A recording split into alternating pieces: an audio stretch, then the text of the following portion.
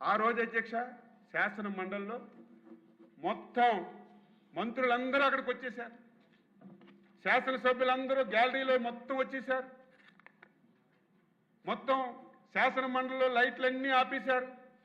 మేమందరం బాబు గారు ఛాంబర్లో కూర్చున్నాం. పోనీ శాసన మండలిలో లైట్లు ఆపేశారు, తర్వాత మా ఛాంబర్లో లైట్లు ఆపేశారు, టీవీ ప్రచారాలు ఆపేశారు. అసలు ఏం జరుగుతుందో మాకు సమాచారం లేదు. సార్ అన్నారు ఒకసారి వెళ్ళి మనము గ్యాలరీకి వెళ్దామంటే గ్యాలరీకి వెళ్ళాము అధ్యక్ష. నరక యాతన అధ్యక్ష. ఆయన ఓపిక నేను జోహార్ అధ్యక్ష. మనస్ఫూర్తిగా ఆయన అంత ఓపిక ఎవరికీ రాదు. ఆయన వేళ ఈ చెవిట్లో ఆ చెవిట్లో అనరాని మాటలు, ఆ మాటలు వింటే నాలాంటి అయితే గన్నుంటే కాల్చేయాలి, ఎందుకు ఈ బతుకు, ఇంత దారుణమా, ఈ తిట్లు కాయడానికే మనం రాజకీయాల్లో ఉన్నాం. అంత దారుణంగా మాట్లాడారు.